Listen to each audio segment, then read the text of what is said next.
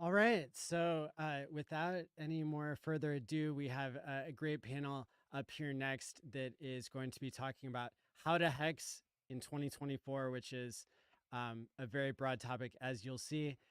So welcome to the next panel. The only one that ain't prepared. Oh yes, I'ma be a millionaire. 5, a couple trillion shares. Oh no, I ain't getting wrecked again. Richard Hart, he got a set to win. We're a family, we all the best of friends. We ain't a cult, man, just call us Hexicans. Welcome, Nerd Girl, Let's call us RHMAX, Hexicans. axisALiVE. Hey. What's going on? How's What's everyone doing out happening, there? I know you guys are going to do a great job for your hour-long panel, and so I'll let you guys take it away. Thanks for being here. Thanks, Cool. Maddie. Thanks, Maddie. Welcome to the most controversial panel of the entire conference. No, Wow. not this year. Not this year. Oh, we're staying out of crypto tribalism? No, I mean, you know, Oh. generally speaking, if I'm there, there's going to be controversy, but like, it's not like the time that we did the panel that was all, you know, people, it was me and then everybody else who didn't like Hex. That was fun though. Everyone here's RHMAX, right? Nope. I'm shouting out me and Nerd Girl's stream we did at one time, which was a great stream, actually, a great stream in a lot of ways. But Yeah, yeah, it was. Did forget I that. help you realize that you can't change what Richard Hart maximalism is because you're not Richard Hart? I don't remember taking that away from it, but I do remember explaining that I'm an RHMAXy for his ideals rather than only his products. So I think I tried to get the message across in a few different ways. But He's been a really good teacher over the years. Let's say that. I've Who's learned me more or about RH? I've learned more about liquidity providing from watching the Hex project than anything else. For sure. I've learned a ton from Richard and from watching Hex about crypto and other things. But no, I'm definitely not a maximalist of any kind. Never have been. Really cool. Always have been very vocal about that. That's probably going to be a breath of fresh air for a lot of like anybody new that's listening in, because usually on Twitter it's just a bunch of tryhards trying to like say that all that exists is Hex. Well, you know what Like I think is simps, popular term. do you want to know what I think is like something that I was like, okay, I really want to say this on this panel, just so that hopefully more people who then have seen me tweet this is like a lot of people will do things like, you know, not talk about things that are not Richard Hart products because they're afraid that then their followers will unfollow them, right? Because of the, you know, Richard Hart maximalism kind of ethos within the community. But I just want to, I don't know, say this very loudly. There was a time early in the very early days of Hex, when it was still Bitcoin Hex, in fact, when a lot of people wouldn't talk about Hex because they were afraid that their Bitcoin, you know, Bitcoiner or Ethereum followers would stop following them. And I remember Richard and I having this conversation on Twitter about exactly that. And he told me, maybe this was in a stream that he and I did. He said that if you are not saying something because you're afraid that your followers are going to unfollow you, you're not a leader, you're being led. Mm-hmm. So, I mean, I have always kind of lived by that ethos anyway, but it's really interesting though, that there are so many people who are Hexicans who actually, you know, claim to be Richard Hart maximalists and have no idea that he said that. And so like, by that very virtue, if you're doing that, you're not a Richard Hart maximalist. Well, I mean, is it healthy to be heavily invested in the ecosystem but not be a maximalist? I don't know. I mean, Yeah. I don't It's know. definitely I don't know that it's healthy to base all of your opinions about anything on what one person says or does. I'm pretty sure that that's like definition of a cult. But anyway, that's really not about how to hex in 2024. Yeah. What does RHMAX think? we've hit on a lot of different topics on that one. I mean, if speaking of what Richard said before too, is interesting. Maybe this is a good interesting thing to talk about before we kick off. Actually, how to hex too, is, you know, Richard said I only follow Richard Hart maximalists, that kind of thing too. I wonder how that nuance plays into talking about. So for me, it's like I have plenty of people on the show talking about other products that I think are good for Hex and Pulse Chain and otherwise the blue chips. So I always wonder like what he thinks about too, is because he's talked about other projects. He talked about Hedron and different stuff, mentioned them too. I wonder if he would unfollow somebody because they were talking about something that was just wildly out there, or if it was something related to. So I think there's definitely a lot of gray area in there. And So I think that it's unhealthy to base what you tweet on whether or not someone is going to unfollow you. That's my point. oh yeah, I yeah, I think agree with you on that. That's the definition of mental illness. Yeah. So like, yeah, I mean, I definitely agree with you on this part. Like, definitely. Whoa, I don't know. It's just me. But RHMAX wrecked mic. Yo, plug it into the Ethernet port, bro. No, wrecked mic's back. Sorry, I dropped for a second. Get the wife off the Netflix now. Hey, so my thoughts are, you know, there's a right way and a wrong way to look at the HEX ecosystem right now. I think one of the right ways to look at it is if you sacrifice for Pulse Chain, you are one of like 43,000 people, which is a unique group of people who are really sitting on, even though the price is down 40% or 50% from SAC rate, from base SAC rate, you're still sitting in bull market price territory. It's like effectively, if you're holding Pulse Chain from the sacrifice, there is a subset of folks that is still living in bull market prices with the valuations of their crypto because they got HEX value transferred out, stored virtually, and now they're sitting on these coins that have this tremendous value. And so I think in terms of price, we're just seeing the last bits of that last bull market still fizzling and fading out of the Pulse Chain ecosystem.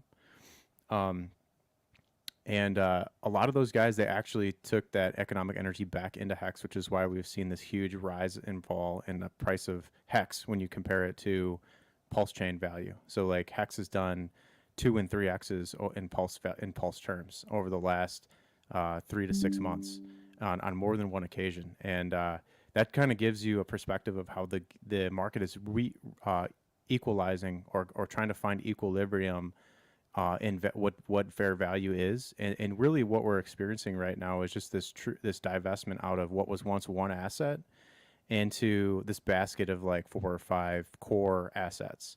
And so the proper way to look at this is, in terms of HEX, is, you know, first of all, if you're holding on to the other ones, make sure that you haven't left out the HEXs, and I'm not just speaking to just one, but to both of them. And we can get into that deeper as we go, like the nuance of EHEX and what its potential capabilities are for the ecosystem, and then PHEX and what its potential capabilities are further on in terms of like cheaper onboarding and things of that nature. We don't need new adoption to set the floor price and to go up in value. We just need some of the whales to get on the same page, and just to get that new interest into the ecosystem. Well, how do we get people staking too? I think that's something that AXiS I talked about a couple of days. It's like the best time, I mean, a lot of ways, when the price is down so much, you can get so many more T-shares. I mean, maybe NerdGirl can speak to this too, of just like, you know, if green candles aren't the marketing message to bring people on, if we don't have those right now, how do we get people locking up, you know, delaying gratification, getting more money coming in, getting locked up over the years, earning people yield without, you know, right now it's like, why would I do that? Why do I have a reason, even though you can get so many more T-shares? That's the nerd stuff we know, but everyone else, do they need green candles? How do we get them staking? Well, what you can do is you can show people like the APY comparisons of like coming in now with a very small amount of economic energy in dollar terms, and to be able to get so many units of HEX. And then basically there's 2 ways to think of it. It's, you know, you're really not competing with the T-share rate right now because the dollar value is so depressed. You're really just competing for units at this point in the cycle. So really what your goal should be, if you are fond of HEX, if you have a fondness for HEX, you should be absorbing as many units as possible within your risk tolerance. So because there's no guarantee that, as much as I don't want to admit this on a HEX stream, there's no guarantee that the floor prices are in until it's confirmed. But like I said, we need to see that confirmation in the data. And the only thing that's coming through right now is that the big heavy sellers in the ecosystem are starting to run out of units to sell. And the longer the price can stay below a penny on both of these, the longer it can stay down here, the more units can get redistributed at a faster pace than at higher prices. So we've just seen this. unsustainable level of price action prior to middle of last year, where we were sitting in that 5 cent range and above, where it would take 10 times as much incoming energy to stop the sell-offs, whereas down here it's 90% less economic energy has to come in and absorb the units. So like 100,000 EHEX is like $50,000 right now, versus like at 5 cents it was $500,000. And so you can see how so many more units can get absorbed by the average guy who wants to bring in some gains from the last cycle, for example. Any thoughts on that particular angle of it? Just about the accumulation of units, and then the necessarily need to do the staking now, but if you decide to stake now for way long and take a shot at a belief, not the best investment criteria. Like, you don't necessarily want to just dive in head first into something, buy a ton of it, and stake it long, and then be locked out of your funds for 10 or 15 years, because there is no guarantees. But to strategically accumulate a meaningful size of units now, and then proportion it out in the right allocation, so that you can capitalize on the long-term success of it if it does become fruitful for you, or be capitalized on any short-term pumps, which is what we've seen over the last 2 years, is swing traders just making a killing on these huge price swings on the HEX chart. Yeah, I'll toss in there, girl. She's got anything Sorry, on that? I'm reading the comments. I probably shouldn't be. I should stop reading the comments. We can't talk about the SEC case, guys, because nobody here is a lawyer and we don't know. Like, I will say this about the SEC case, though. Like, I wrote I write a column, and I once wrote a column that said I wouldn't want to be holding any token while an SEC investigation was going on. So, like, I mean, can we really expect major price momentum increase while the future of the assets classification is so uncertain? I don't think so. So what's the solution there? Is it sort of, we just kind of, I mean, do you think that's going to affect staking? You think people's long-term conviction in the product? What do you think we do while SEC waters are still getting tread? I mean, I think, the people who are in. There's we already have a diehard community, right? But people are more like providing liquidity and doing other things with their tokens than staking long term, because because now, after having been through it in the last cycle, they see the pitfalls of what happens when you're 100% staked. So let's say that the SEC case wraps up and then the price goes nuts. Nobody wants to be completely staked so that they can't take advantage of that price swing. Yeah, I don't think completely staked, but speaking for myself, I think I've made more stakes in the past 6 months or so than I've ever made before, just because you can get so many of them over different periods of time. Obviously not all 5, but ladder and certain things, techniques like that, I think is super beneficial when the price is so low. But yeah, of course, never wouldn't put my whole stack into staking out 5 or 10 years with all the, what you could call uncertainty. Although I think there's definitely pros and cons about being down so much, the case being around this time, whether it gets racked up in a few weeks or months or years, hard to say. But I don't know. It's hard for me to ignore the cheap T shares. I'll say that. I mean, I think that just takes a metered approach, a strategic one, and that's not to blindly believe that the best option is always to lock yourself out of your own capital. But at the same time, I think it would be ignorant to not put like some percentage of if you're believing in this thing and you're accumulating a lot of it, to put some percentage of that out, to capitalize in that longer term yield. Because there's always there's optionality if you give yourself the options, right? So like, I think when it comes to like RHMAX saying he's staking a lot, it's not necessarily that he's saying he's staking it all max length. He's probably staking it in different laddered out approach that's strategic. And he probably has some form of short-term rolling stake that can be used to leverage the bull market. Anyone that's in this that really knows what's going on is, you need to be playing this from like 3 or 4 different angles to be the most sophisticated and successful investor in HEX is possible. And so it's just very nuanced, and there's not just one way to play the game. And that deep game theory is part of what makes HEX so special. And people kind of have forgotten that. AXiS says a particular reason why, I have such strategies too, is because not trying to be a thousandaire, That's a particular reason why I try to deploy some of these strategies. Hopefully work out well in the end. Again, just EHEX, PX, whatever. Everyone's got their favorite flavor, but boy, I never thought seeing HEX at 20 cents, 50 cents, all this stuff from the fraction of a penny from a trading on Bybit for, sitting there looking at, oh, is it going to go to 2 sats? Is it going to go to 2 sats? Am I going to have to trade the Ethereum pair? It's only, it went to 3 sats. Oh my gosh, I went to 9 sats. Sitting through all that and looking at the cheap prices and just thinking back in those times, and then now seeing it, under a penny for EHEX, and the combined HEX is just over a penny right now. I don't know. I never want to make the T-shares not enough mistake again. I'll say that. Yeah, in terms of decentralization, we talked a little bit briefly about, what would be the ultimate best conclusion of the OA, and is there an outcome that eliminates the centralization concern versus just like the obvious truth that generally the user supply is about 10 to at max 15% of the total supply, and that's what's being actually used and transferred and transacted with, is that 10 to 15%. I think we need to come to terms and grips with the reality that in general here we're looking at maybe 60 to 80 billion hex is really what we're working with as users of the system, and then the rest either needs to be for the most part discarded or thought of in a way of like you can never know exactly how it's going to play out. We could talk about some speculative things like perhaps like at some point in the future the origin address that was getting talked about in the prior segment would take those coins and put them into the contract, and like they would be burned away, and then there would be nobody in the world that would be able to control that 85 to 90% of the supply. And like, what is the upsides and downsides of that move? The upsides is that from the outside looking in, there's no more central bank of hex. The downsides is that the guys that are in the majority holders of the supply right now that are users, there's like we'll call them the hex millionaire class.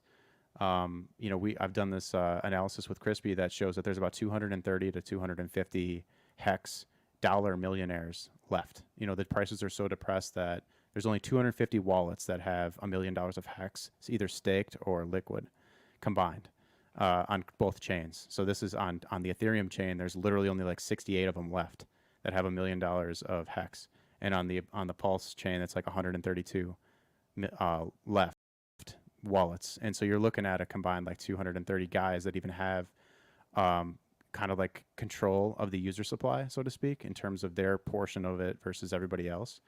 And that's like the downside of locking away those origin address coins into the contract is that player could never again control the interest rate of supplies to stop any predatory practices from that cabal group of hexicans potentially that are getting a majority of the inflation, which could potentially stifle the growth over the next few years. So Sorry, I didn't want to interrupt. I just wanted to like kind of rewind for anyone who wasn't here or maybe doesn't remember, but like the OA burning the coins would be really bad. When we look when you look back at what happened with Big Payday, the origin address had to create some stakes at the last minute to prevent massive payouts to people who had stakes ending right after the big payday. I really should not be reading the comments. Right after the big payday, yeah, he had staked before and after. Yeah, right? so like that prevented massive payouts, which prevented the price from dumping even further. And there have been numerous times that the OA has acted in the best interest of HEX's price performance. So burning those tokens and giving 100% ownership to the community would mean, like, imagine if that had happened after Big Payday when everything had dumped, and everything had dumped much more. Yeah, and there's another instance of this too when the Pulse chain and PulseX sacrifices went live. There was an incident that occurred where the OA sacrificed like 90% of all of the sacrifice funds. Also, this is the key, is he took, I should say not he, whoever that may be, received I think the number is 250 billion with a B.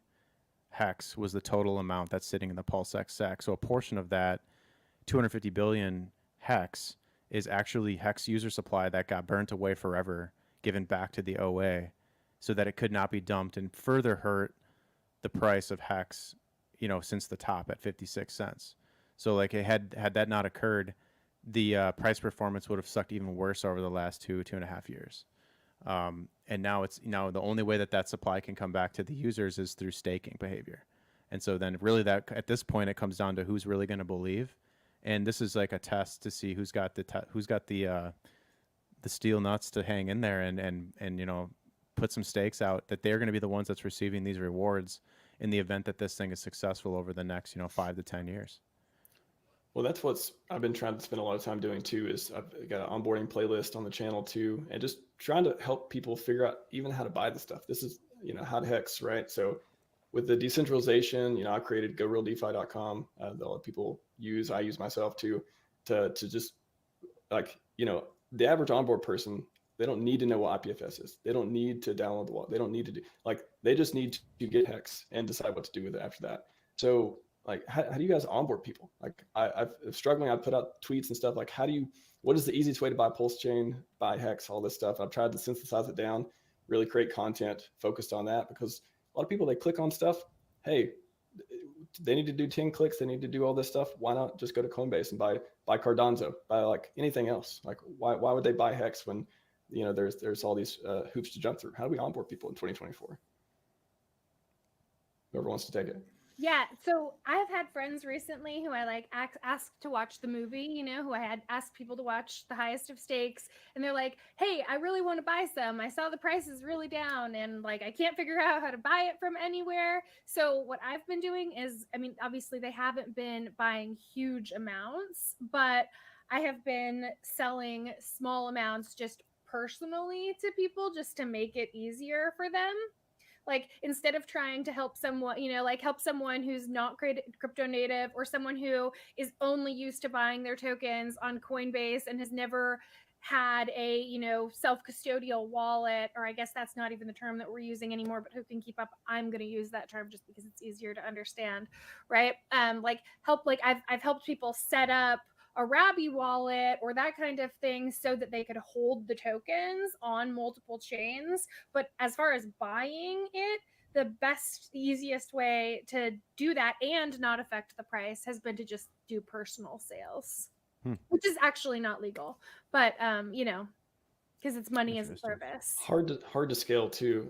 Yeah. That's why I've been trying to think of ways other than sitting down with people. I tweeted the other day, you've got a neighbor who wants to buy crypto. You're a Hexcon. You got 10 minutes. They got a laptop. You got 10 minutes. How do you do it? And I got a few answers, but a lot of them were just kind of like, even on hex.com, even you go to the website /hex.com/buy. /scam is amazing. Like if you send anyone, if you type in search for hex scam, the second link that pops up, I wish it was first. The second is hex.com/scam. The truth about hex scam, all that stuff. It's excellent explanations. You could apply pretty much any other crypto too, but it just happens to fit for us. But hex.com/buy, it's still got like 4 steps there. And once we get past MetaMask, that's where it should be frictionless. That's where the piece is to get them to not click away and not go, buy something else. So that's what I think 2024, if we can solve that, if we can have more fiat onboards or anything that's the most frictionless possible, more just buy button, just buy Hex. Maybe even locked up. Maybe there's a button. I even suggested this before. If you're buying, it'd be cool on hex.com or any other website where there's like this automated process where, okay, buy, and then by default, you're staked for, some period of time. Like that would be, I think that would save so many people. Again, if you believe in the product and, want to do it long-term and all that stuff too, and they could always opt out. But I think buy and stake automatically, just like Big Payday or just like the initial or the free claim in the old days, that would be a cool thing too. That's a lot of the reason for the early confusion about Hex was that people were like, oh, you have to lock it up. And what it took a lot of time to explain to people, actually, you have to lock up your free claim, but it's not like if you buy with your own funds, you get to choose whether you lock it or not and what time period you lock it if you do.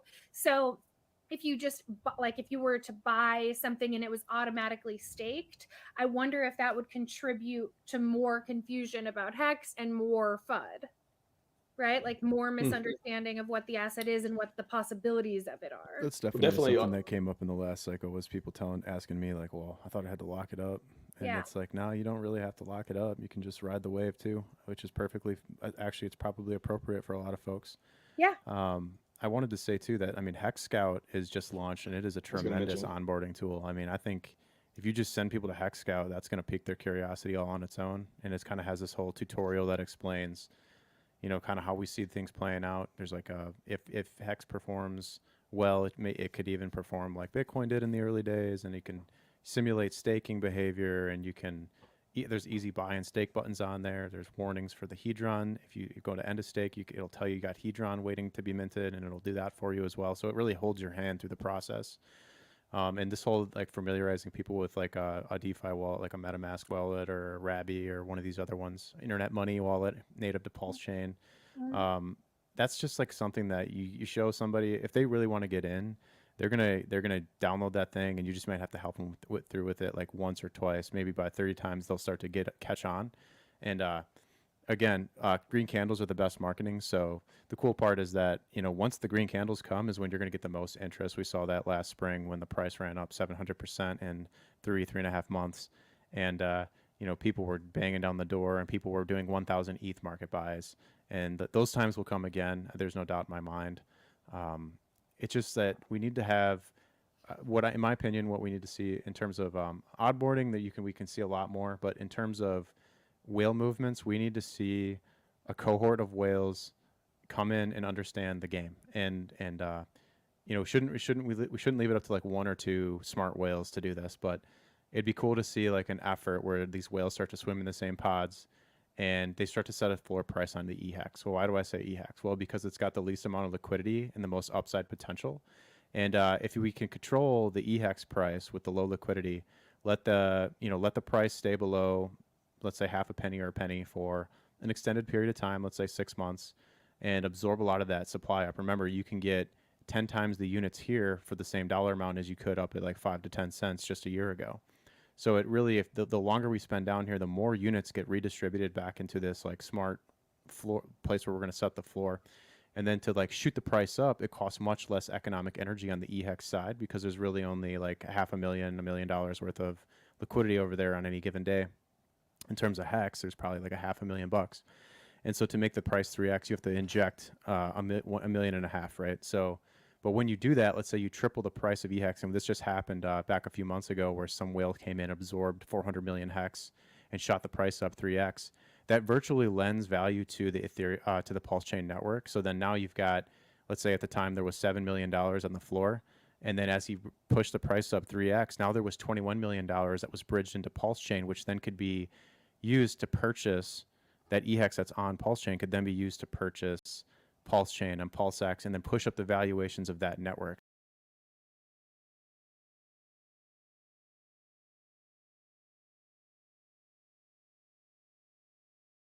So really, I think it's important that the whales understand the game that needs to be played here, and to leverage that low liquidity on the EHEX side to be the driver of the ship. And then you can virtually lend that value to keep it hopefully circulating in the Pulse and PulseX ecosystem and start to build this circular loop of value. It's going to take a smart, metered approach, lots of units absorbed by good actors in the system over the next 3 to 6 months at these lows on the EHEX price. And then as the sellers run out of ammo over there, they're able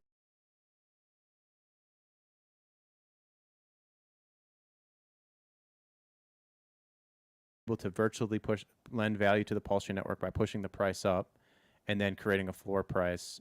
If it starts with just a 2x, that's like, okay, you only have to have double the amount of ammo to flush out that next wave of sellers.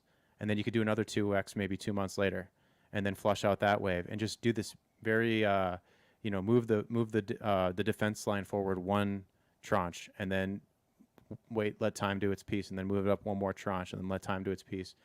And I think, for the smart folks that's in HEX, that it's up to the last 230 millionaires in HEX to really step up to the plate here and defend the prices of these things and show that you're in this for the long haul. Because if you don't do it, who's going to do it? Like somebody has to step up and do that. And so in terms of like little guys, know that these guys are going to come back in at some point and defend this and put in the recovery mode. And you want to have a piece of that action because it's like the ultimate, it's going to be the ultimate gratification is when you see that first, wild swing up 10x in price from the lows. It's like you won't get a second chance to buy down here once, and it could be a news event, it could be some sort of release, maybe an upgrade to PulseX. We don't know what the narrative is going to be when it comes, but take the opportunity now to buy it at these cheap prices, because at the very minimum, the prices are so depressed that you can still hedge any downside price action with the staking mechanic. And part of that, it comes into different strategies, which we could get into that as well. So I know people are talking about needing a centralized exchange listing, and we're not getting a centralized exchange listing for as long as assets are under investigation. Just saying that, like, I work in cryptocurrency, I negotiate centralized exchange listings every day. It's not going to happen until the case is settled. There is a group that's actively working on getting us listed on centralized exchanges, and getting us proper listings on the large, public sphere. Yep. And that's all. Recently. What's that? CoinMarketCap recently with Pulse Chain HEX, right? Yes. Yeah, and so I think that's like little wins, guys. Little wins every day. Like this is really up to this the holders to really step up to the plate and work hard to this wasn't just going to be an easy ride.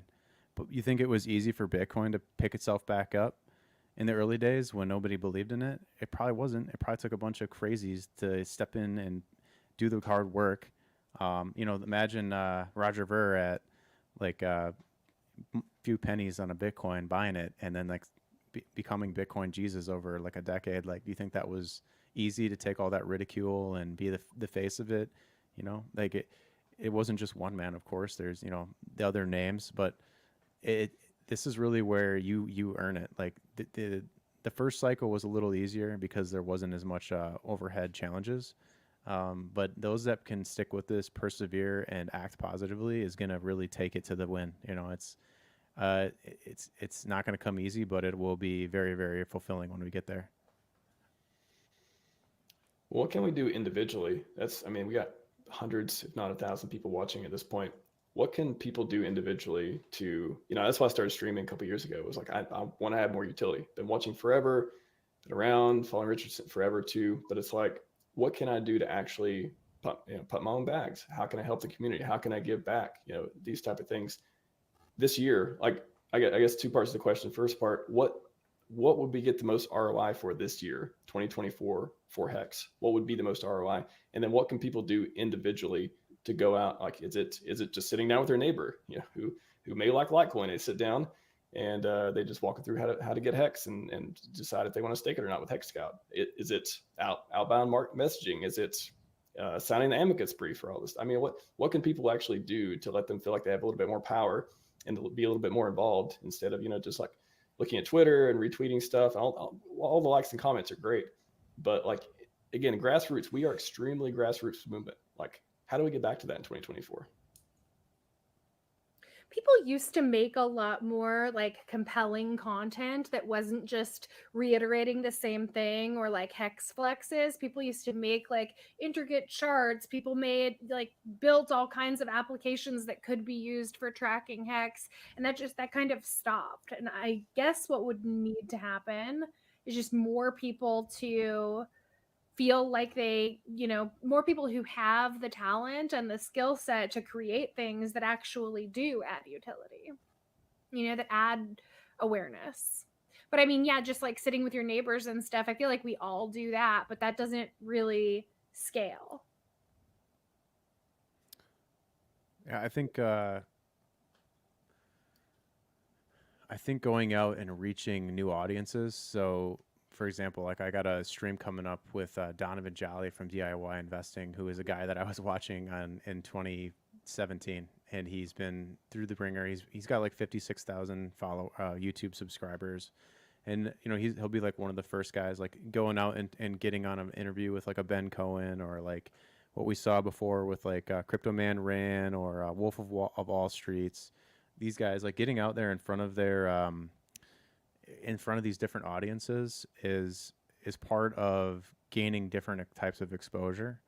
That's maybe something more that some of the figureheads could do better. And then in terms of just like everyday folks, like, you know, you need to show people like what's the potential. And one way to do that is just simply pulling up like hexcalc.net and just sitting down with somebody and say, hey, if you put $1,000 into this and you stake it for 5 years, like you could at a minimum double your money if the price just stays flat.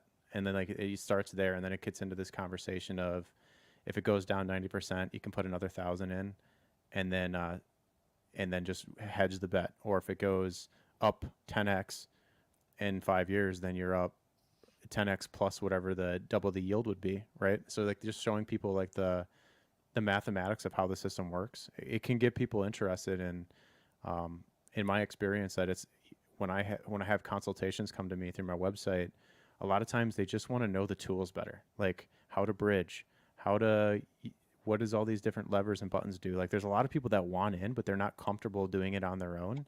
And they just need somebody to help hold their hand so that they know how to get exposure like safely. Because they've all got fears of losing their money or getting hacked.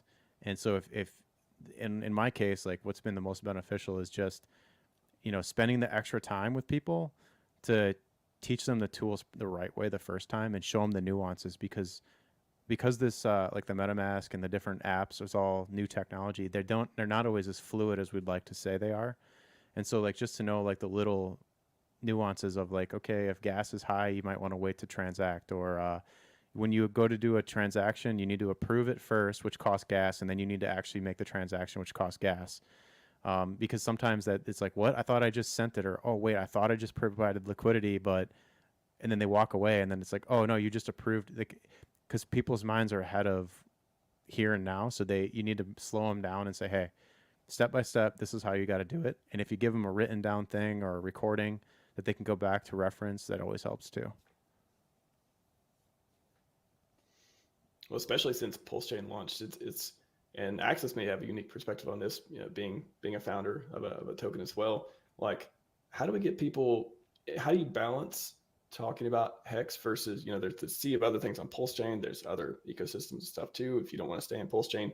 But like, how do we get people motivated and just willing to talk about Hex more instead of, you know, promoting the other thing they think is going to go up or otherwise? Like, I guess, how do we help Hex in a sea of assets where the community has been in a lot of these good products and good assets and stuff, of course, too. But how do we get people motivated to be like, I want to onboard people to Hex. I want that to be their gateway into Pulse Chain. I want that to be the way that they earn income, just or yield the way that I have in the last few years. Like, how do we make that message striking again than it was like 2 years ago? 2 years ago it was easy. Yeah, everyone talks about it, but now it's like 2 years ago there was nothing else. So I mean, you know, that's like build a time machine, maybe. I don't know, you know. Well, if we want to help Hex, right? Like if you want to help Hex, how do we get people or keep people excited about Hex in a sea of other stuff? I think we're really reliant on, in this case, you're really reliant on the pot of whales to step up and to start making the price perform. Because if the price can start to perform and people are willing to put in the nut at the lows, that's going to bring everybody in behind it. So it's just like with Bitcoin mining, right? This is no different than Bitcoin mining. Bitcoin hash rate starts the equation. It starts to rise because there's an incentive. Just the same as people keep starting stakes every day. Every day I see 5 million hex stake, 10 million hex stake, 100 million hex stake for 30 days. Those guys aren't going away. They're making money every month, guys. Like, there's people making a lot of money in Hex every single day. And it's just kind of blows over people's heads that that's the reality of the situation. So what we need to do is we need to remember that the incentive is already there. It's the inflation. And that the price depression isn't the inflation that's depressing the price of Hex. It's the dilution into all these other assets. And so what's going to bring all that money home to roost is price performance. Like once that price starts to perform, everybody that didn't get a lot of units at the lows is locked out. And now they have to buy higher. And why would they buy higher? Because the price performance is just so insane that they just can't not buy, because it ends up becoming silly not to buy at that point. It's going to get to the point where, like, and this is me going out on a limb here, speculation and my opinion, of course, is that Hex is going to get so absurdly priced at some point that you're going to look at it like on the same level as like Bitcoin or Ethereum. And the reason is because it's going to get backed by billionaires. That's why. Billionaires are going to be able to put up the funds to make this thing perform in price. It's going to take, I don't have all the answers of how that plays out, but because there's that much money already locked up in the system, and because there's such a legacy behind it, and that it was the first mover, it's going to perform. And it's just a matter of time. And I see new guys come out here like DGen Roundtable. They're like a really smart group of guys they're fun to watch. And we need more grassroots, a new wave of people to come in to get their units here at the lows, and then be in this for the longer term. And we needed to have that flush out because so many people got rich so fast in the first like 2.5 years. And we're also, and that they needed to basically exit because it was just too much. Like the gains were so maddening that they just couldn't even hang on to it, which is understandable. And so we're just, okay, back to the Bitcoin hash rate thing. Okay, Bitcoin hash rate goes up, price follows it to meet the demand of the new inflation. So Hex went through hyperinflation. When did Bitcoin price go up the most? It went up the most when Bitcoin was hyperinflating in the beginning. And then when did it have the biggest drawdowns? In the beginning, when there was the most hyperinflation. And that's because the big whales stepped in and created floor prices. And these things take time. But we had this unique event where you doubled the Hex supply overnight with the mainnet fork. Had we not done a pulse chain at all, we might have topped out at 10-cent EHEX, and we might have bottomed at 1-cent EHEX with a double bottom this last year. But because you had this dilution, this exponential rise in price to 56 cents, and then you have to swing back harder the other way too, and you doubled the supply, right? And so it's really just a rebalancing of the entire system, and it's going over everybody's head. It's just time needs to play its part in the thing that monetizes time, okay? So just hang in there and don't believe in it. Understand the mathematics of it. Allocate your position in a way that's smart and effective for you. Some people are gonna accumulate a bunch of units and they're just gonna sit on them liquid. Some people are gonna stake portions out. Some people are just gonna go long. There's so many ways to play the game, and it's just a matter of time. So let time do its thing. I think, there's not one right way to hex too. It's like, early days, people were saying everyone should 5-5-5-5, and that got a lot of people wrecked. And so I think that instead of trying to say there's only one way, like this is the right way, if you don't do it this way, you're not a hexagon, or if you don't do it this way, you're not taking advantage of, everything that it has to do with, but like realizing that everyone is in a different financial situation and can use the tools in front of them however they see fit is like, probably a more effective marketing technique than trying to tell everyone that they have to do it this way or they're wrong. Well, I'm just thinking about without green candles, and we don't know when they're going to come back, but what in the meantime, I don't feel like the right answer is just to do nothing or just wait, or of course we're waiting, but like while we're waiting, again, trying to create content, a lot of the people out there are just pushing out a lot of stuff, tweets, memes, all that stuff. There's got to be something that in the meantime that's going to give us some ROI that we're able to, like, just again, jet fuel when it does take off, that everything's in place, everyone's searching for hashtags, they get all the information they need. People are, going to be probably more motivated to do stuff at that point too. They're going to have more money to throw parties, conferences, all these events and stuff too. But just in the meantime, I feel like there's got to be some things, more ROI that we can do other than without the green candles. That's what I've really been trying to work on lately. Is like, look, the things that have been the most successful for me in the past year and a half has been going out and meeting people in person. And this might be out of reach for some folks because some people just might be DCing every last penny into the ecosystem right now, and so they don't have extra funds to travel. But for those of us that have been here, that have done well with this, that we need to be going out and reaching people at different venues. Like Maddie was down at the Bitcoin conference last year, talking about HEX and, you know, and integrating with different communities, because there's a lot of money in cryptocurrency. That's just they're looking away from HEX. They're like looking at HEX like this. They're like not really. They're looking at it through the grapevine because they want it to die off and they want to ignore it. And so, you know, that's just a matter of time until they start to capitulate in. But in the meantime, you can go out and like, my most successes come from going out and meeting other people that believe in a way forward. And I do believe there's a way forward. We live on a decentralized blockchain. We have redundancy on 2 separate blockchains, which is even more powerful because we have optionality. One of them has thicker liquidity, one has less thick liquidity, which gives us leverage over the different ways you can play the system. This is the prime spot to be in terms of opportunity. When you look at how the whole thing's set up, and just going out and networking in person with people, like I've met more amazing people by going out to these events than I had previously. Actually, that started with when I first met Nerd Girl.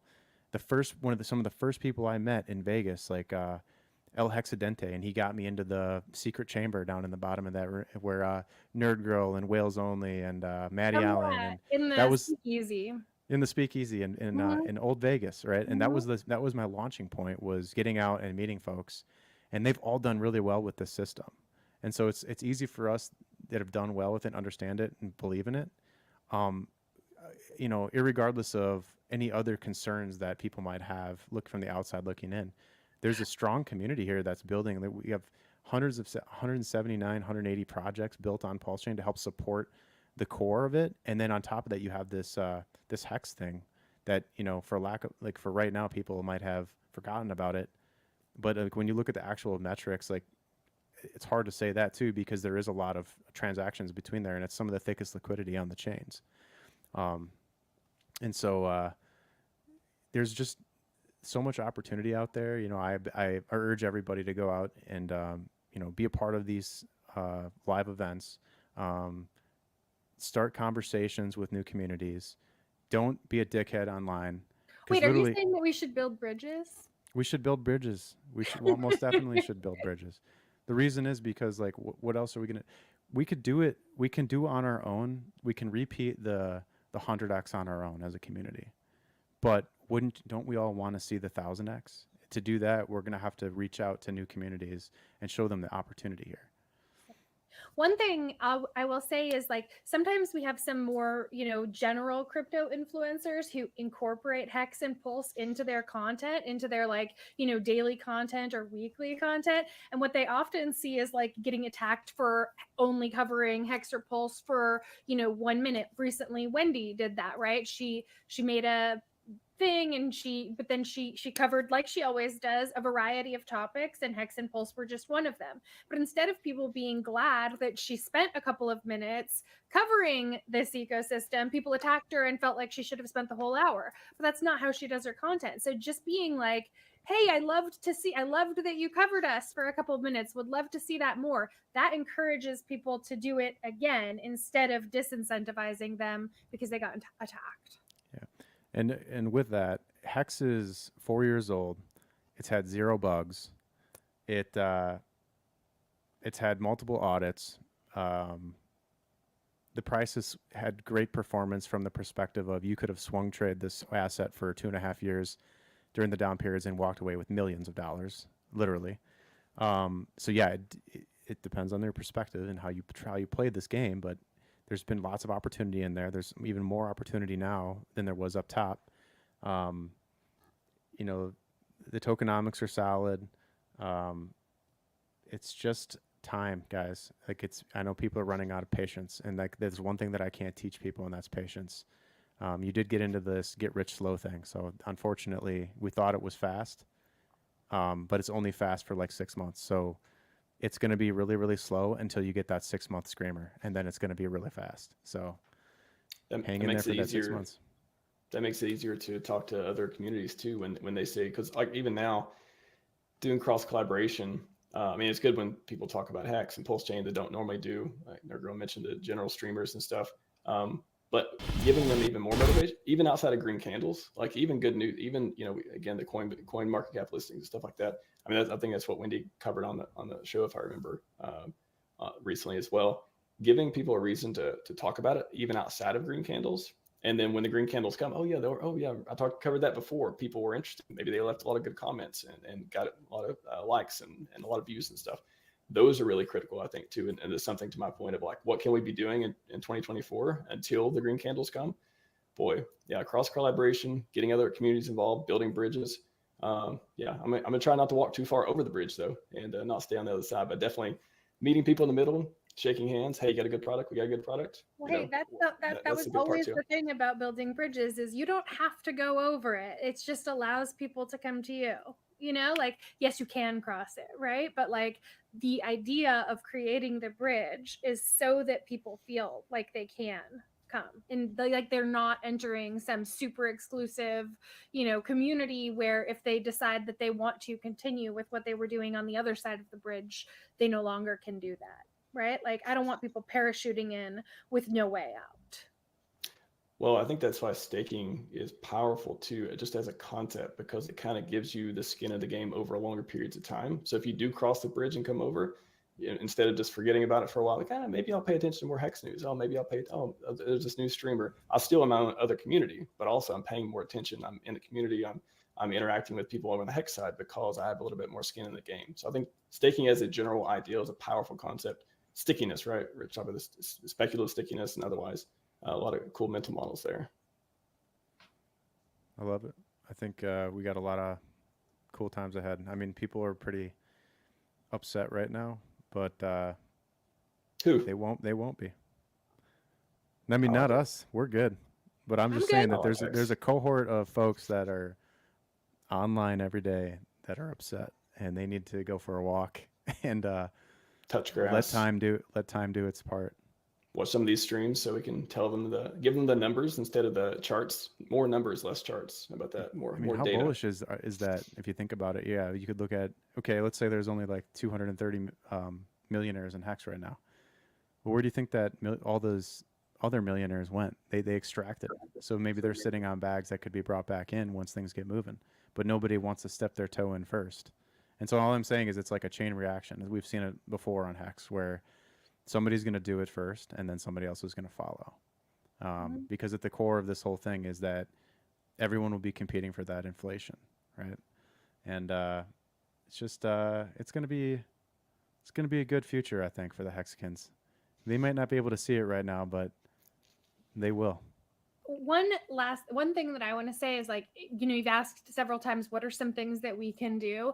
I would like to see less infighting in the community on social media, because I do think that negatively impacts the perception of, you know, what a Hexican is and what Hex is about. So like, if you're one of those people who's constantly picking fights with someone else, nobody's saying that everybody has to be friends with each other. Everybody has to agree with everything. Sometimes I don't like things that other people say, but instead of, like, you know, just throwing a fit or calling them out and yelling names, and I just keep scrolling, you know, just keep scrolling. Walks are good. Less Twitter, more walks. Yeah, touching grass. Yeah. Mm-hmm. What's I don't know when Maddie's going to come back, probably in a couple minutes, but I wanted to ask before we go to besides, you know, SEC, Richard beating down the SEC and that going away, or whatever good news could come from that. What is one piece of good news in 2024 for Hex that would just, you wake up on Twitter, you see it and you smile? What do you guys think about that? What would be one good news outside of the legal stuff? You'd be like, the highest today's gonna be a good day. Volume 2. The announcement, and then it comes 2 years later. Right? An announcement of an announcement. Yeah, docu-series, right? That'd be cool. I mean, shout out those guys. They made an Here's amazing another one. film. Hedron and Icosa V2, which adds more value to Hex. Ooh, you know what I would love to see? Someone, and I know Alex was talking to Steph about this on Twitter the other day, but someone actually taking over Staker so that, you know, we still had Staker app, like, you know, handing over the code to someone else so that we still had that, like, easy to access mobile wallet. That would make me smile. We got Hex Scout. I mean, the guys on at Staker are going to put up a web interface so that y'all are going to be okay. You'll be able to end your stakes, and it's going to solve. Yeah, but my stake's bleeding now, man. Like. Yeah, that's unfortunate. That's probably a good point, you guys. If you're not, so for the future, don't stake on a centralized application. I know there's some people who did. Most people used it as a portfolio viewer. They didn't use it as a wallet, and rightfully so. But I don't want to throw shade on Staker because they invented the leagues, and we use leagues for everything now. Mm-hmm. So good job, Steph, for that. And now we have Hex Scout, which integrates your own personal custody wallet into their application in a beautifully designed interface. So just use Hex Scout for now, and then there's other competition coming online as well. So this is going to be a new arms race of who can get a majority of the Hex economy pie, and it's just starting to come out. But it's going to be it's as the price rises, it's going to cause even more competition for portions of your attention, and so expect that as things move along too. So make sure you're using secure and trusted applications as they come online that are vetted by like long-standing members of the community. We need PLS Scout too. If I wake up one day and I see plsscout.com and it's got the same onboarding as Hex, it's got all the links, it's got oh my gosh, that would be GoPulse is another great option. You know, when it comes to swaps, like Internet Money Wallet, app.pitius.io, great DEX aggregator. I know the Power City guys have stuff that they built out, cross-chain swaps.